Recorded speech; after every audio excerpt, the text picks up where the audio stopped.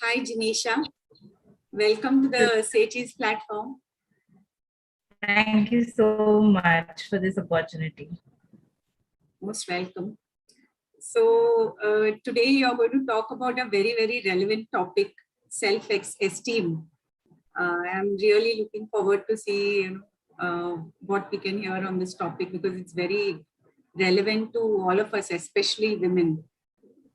So before that, a very short introduction of Jinisha. Jinisha is an arts-based therapy practitioner, a relationship counselor, positive psychology coach, and she believes in holistic approach to therapy. So great, Jinisha. Looking forward to the session. Over to you. Yeah, sure. Thank you for the little introduction and having me on this platform. It's really nice to be here and talking about a topic that's very relevant in today's time. Basically, what I understand is that relationships in general are the core of human existence. Like wherever we go, whether it's a personal front or it's a professional front, relations are one thing that are the core of human beings. Wherever we go, we make a relationship with one person. Not necessarily it's a romantic relationship, but either a personal relationship, professional relationship, friends, acquaintances, neighborhood. Everywhere we interact with people and develop a bond with them. So if anything is not right or anything that is not happening right in our relationships, we do not feel good about it, right? Because we build ourselves on relations, we live on relations, we want to build good connections with people. So now self-esteem plays a great role over here. So say for example, if you're not good on your self-esteem, okay, you do not view yourself as something, you will settle down for something that's not made for you, or something that can not have good impact over your emotional and mental well-being. You can settle for something that you've not asked for. You've settled for something that's making you suffer a lot emotionally as well as mentally. um, Say for example, we hear a lot of things about how one should dress up, how one should talk, how one should eat, what careers one should choose. This career won't be good, that career will be best. You should eat like this, talk like this, behave like this, everything. And all of this together forms our self-esteem, is how we look at ourselves. And the way we look at ourselves will also impact the way other people will look at us. So if, say for example, if I am like a person, like it's okay, like anything is okay with me, okay, everybody around me, every relation that I build, that I go along, will look at me as that kind of a person ki isko sab chalega. She'll be okay with any way that we talk to her, any place that we decide to go to, any food that we want to eat, any kind of career that we would suggest to her. And if at all that is not matching with what I actually want, okay, it will definitely create a lot of emotional unbalance within me, right? So let's understand now what is self-esteem. So self-esteem is your overall opinion about yourself, how you feel about your abilities and limitations. When you have healthy self esteem, you feel really good about yourself, and you see yourself as deserving the respect that you get from others. Okay. And when you have low self esteem, you put a very little value on your opinions and ideas. Many a times we notice a lot of people, right? If there are a group of people, some people do not at all give their opinions. Some people are the ones who, like, outrightly say, oh no, I didn't like this, or maybe we can try something different. Or some people are like, okay, whatever the majority decides is fine with me, without giving any opinion. Sometimes the reason could be that the person has a little bit of self-esteem issues. Now, what are the factors that can shape or influence your self-esteem? Like as I said before, there are many things that we keep on hearing from our childhood. Like in school, teachers tell you to behave in certain way. When you're at home, your parents or your elders tell you to behave in certain way, talk in certain way, right? How they respond to whatever you say, how they listen to whatever you say, has a lot of impact on the self-esteem. Okay, here are certain factors specifically that can affect or shape your self-esteem. Your own thoughts and perceptions. So, for example, if I have a thought process or if I have a belief of certain thing, okay, this is going to be something like this only. Or, if you are not doing XYZ thing, you will be, not looked upon by XYZ set of people. So, your own thoughts and perceptions about things, people, and situation, how other people react to you. Like now, this whole world has relations. People talk with each other, they listen to each other, and they react to whatever they listen. So how they react is more important when it comes to if you're in the receiving end of the reaction, and by that you form a belief about yourself or whatever you're talking about. So that also counts as an important factor to shape your self-esteem. Experiences at home, school, work, and in the community.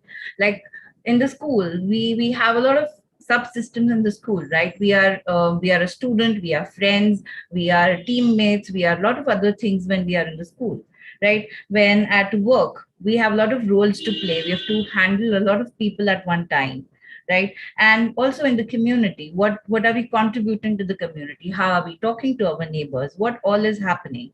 All those input goes together, to contribute to our self-esteem. Illness, disability, or injury. Anyways, if people are not feeling well, they feel, oh no, I don't want to talk to anybody. I will not go out because I'm not feeling well, right? But if that illness is prolonged, or if that disability or anything is or injury that affects somebody a lot, okay, that can also affect the self-esteem of somebody. It's not necessary everyone will get affected. They might take the illness or whatever they've got in a very positive note, but in the very start people do have a little bit of setback. Ki, "Arey, how will people think about me? What will I do? Will people accept me? Why is this illness coming on only to me? How will I be able to cope? What will people say?" All those will matter a lot. Also your age plays a lot of role. Like if you're a matured person, you've been through different life experiences, you're able to balance your self-esteem. You're able to say ki, okay, these are people's opinions, I may not take those opinions onto me. You learn with your experiences while you grow. But if you're a child with lesser number of experiences, that will definitely affect your self-esteem. Role and status in society.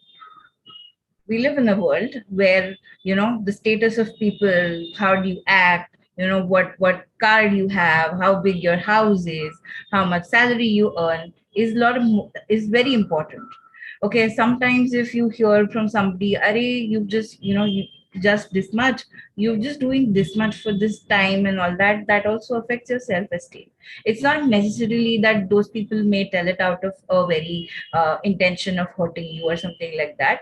But yes, something as small as just a minute comment on your salary or the way your house is can also impact how people can feel about themselves and their life. Also, social media these days, especially post lockdown, has a lot of influence on people's life because their life is based on it. Like nobody could do without laptops, nobody could do without internet, nobody could do without wi-fi. Everybody was posting everything and anything on social media. So you get a lot of messages on social media. Some are positive, some are negative. What do you absorb is what makes or breaks your self-esteem. Also, relationships that are close to you, say for example your mother, father, your siblings, your peers, your teachers, play a very important role. If you get a positive feedback from these people, you will have a positive or I can say healthy self-esteem. But if you get a very negative feedback from these people, it will not be a good option to say that, okay, now I may have a healthy self esteem. The reason being that these people are very important people in our lives, and we spend most of our time, with these people. In school, we spend the maximum times with our teachers. At home, we have our parents, we have our siblings. When we want to rejuvenate, enjoy, we are with our friends.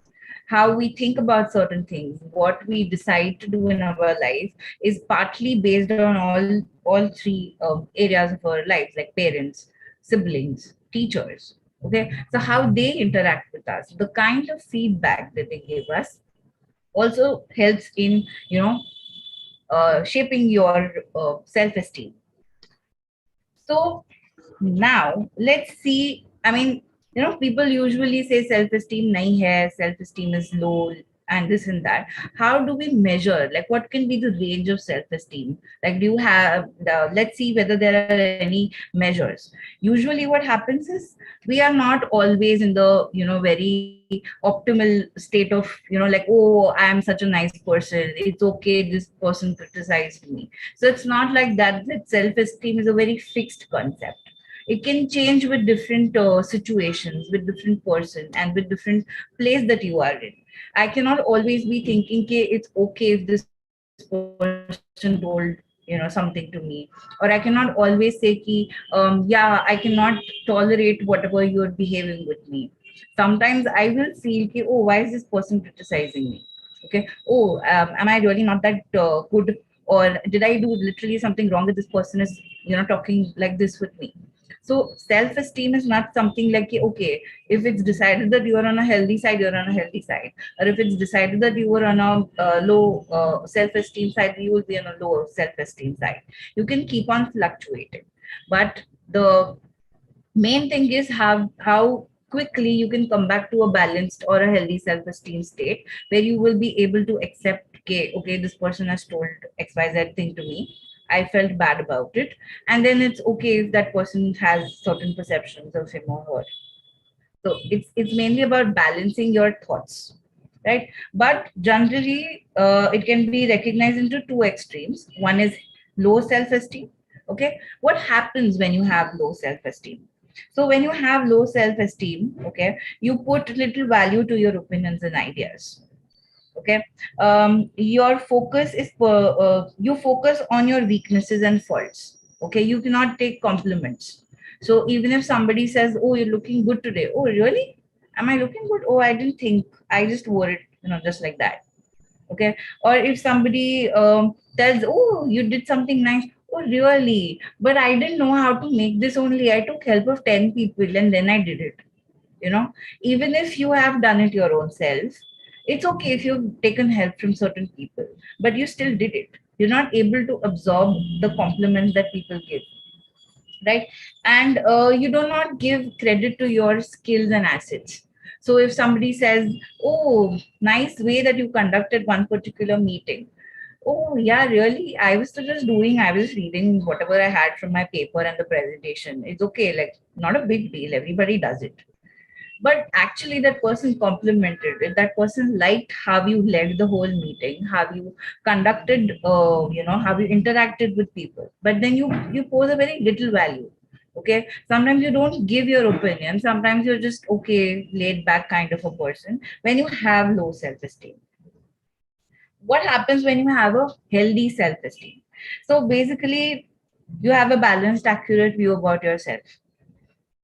You have your opinions, you have your what are your abilities. Okay, you're less likely to stay in a relationship that is not meant for you, or that you think has nothing for you to let grow.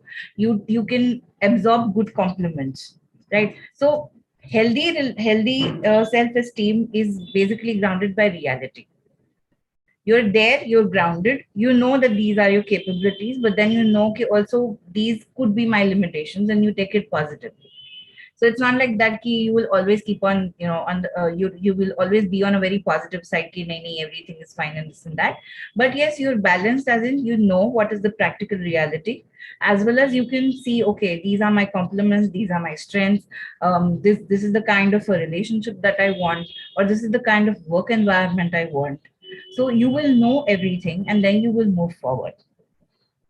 Now, what can be the benefits of healthy self-esteem, right? So with healthy self-esteem, you are more assertive in expressing your needs and opinions. Okay, you are confident in your ability to make decisions. You are able to form secure and honest relationships, and you are less likely to stay in unhealthy ones. You are realistic in your expectations and less likely to be overcritical of yourself and others. You are more resilient to, more resilient to better weather away the stress. You are stressful, but you're resilient. Okay, this situation is very stressful, but it's okay. I'll get away from it.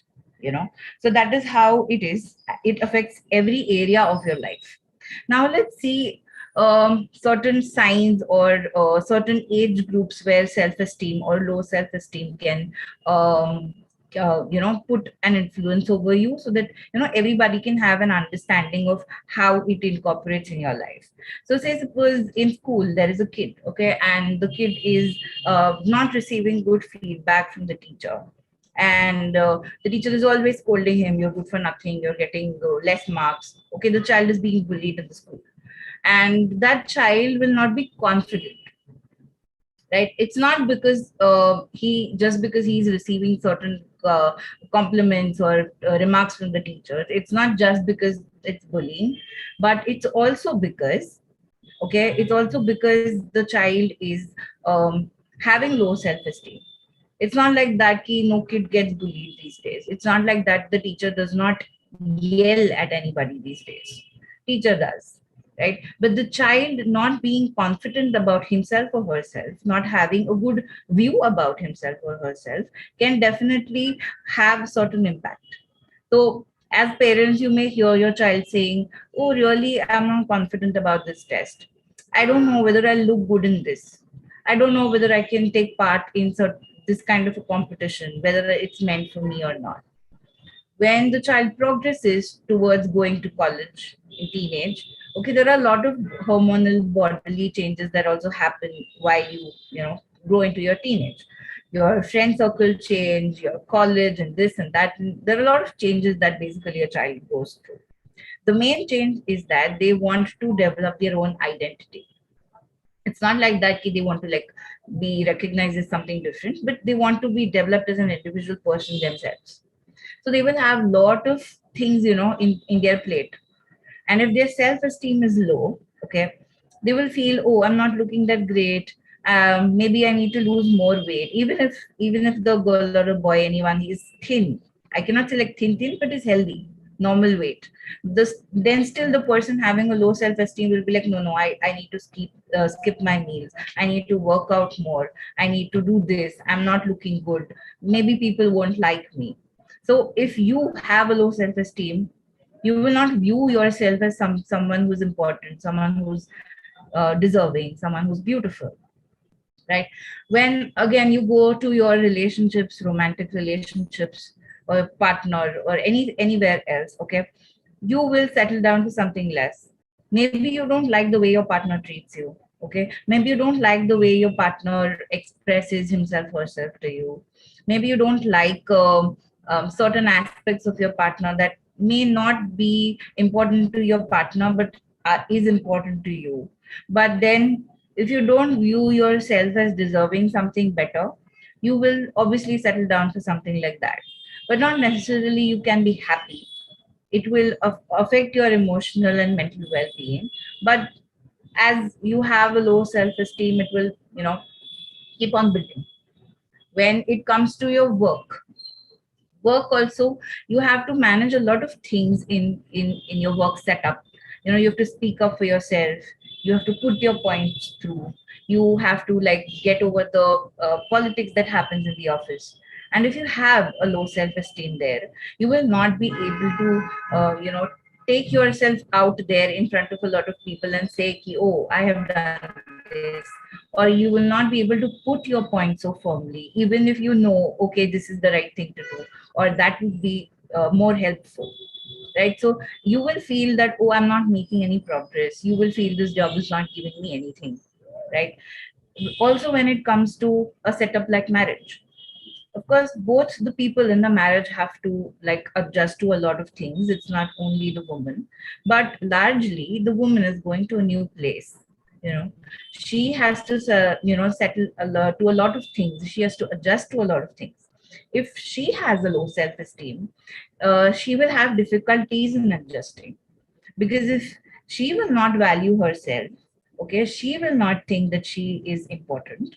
Okay, that's when other people will also, even if they are doing a lot of effort, okay, to make her comfortable, to getting her adjusted in the new environment and everything, but if she feels, oh, no one is talking to me, I don't know whether I'll be able to adjust, I don't know whether, I'll be able to cope with these things, no matter what other people will do, no matter how much love other people will give, she'll always feel it's less, just because her self-esteem is not allowing her to, open her heart out and accept all these things. It's not necessary that it's always a self-esteem. There are many factors associated with it, but self-esteem can be one small factor that can contribute to such problems when it comes to post-marriage. Also, now we know what is self-esteem and how it impacts us and what all it does to us, right? So now let's see, how can we improve self-esteem. While there is no one particular way that suits everybody, and there is no one particular the only way that's correct, but certain things like identifying your negative thoughts about yourself. Many a times we keep on saying, "Na, I don't know, yeah, whether this will happen or not. I don't think I'm so good with it, but okay, anyways, let's do it." Okay, sometimes we have a mental dialogue inside us. Okay, something that, whether it will happen, whether it won't happen, whether it's going to be good, whether I'm looking good. Okay, so first of all, we can identify certain, beliefs or negative talks that we have. That's the first small step that we can do. Okay, then we can find new positive thoughts. Like, okay, if I'm feeling like this, what can be something positive? Okay, not necessarily it has to be like a very big thing. Okay, yeah, oh, this is so nice and this is so big and everything. It could be very small, minor thing that's positive according to you, or that brings a smile to you, that makes you feel important. That's where you have to focus upon, right? Then you have to build positive relationships. And the way you build positive relationships, how do you do that? Just simply spend more time with people who bring out the best in you, who understand you, okay, with whom you all enjoy being yourselves. And avoid, I cannot say like you can completely avoid negative people or negative relationships, but definitely you can set boundaries. You cannot like just close the door, or cut the call if some person who's like draining out your energy or making you feel negative.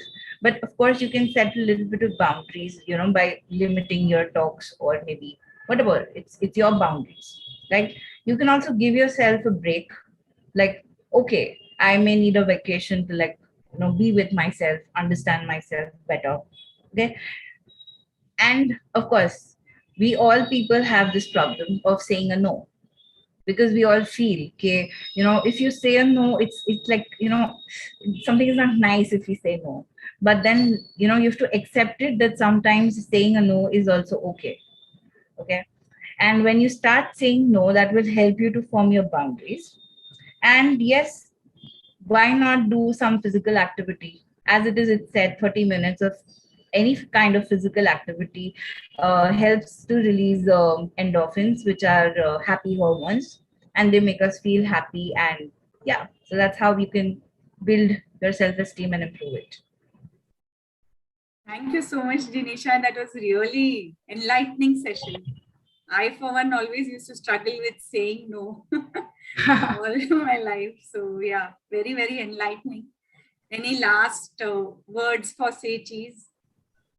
Say Cheese as a platform, I've been with Say Cheese when it was just like an idea that was budding out, and now I see it as a full blown platform. So I'm really happy that you all have come so far, and thank you for all your efforts in having me here on the platform. Thank you so much, Jinisha. Thanks to have you here. Bye. Same. Bye. Thanks, Janisha. Thanks, Savas.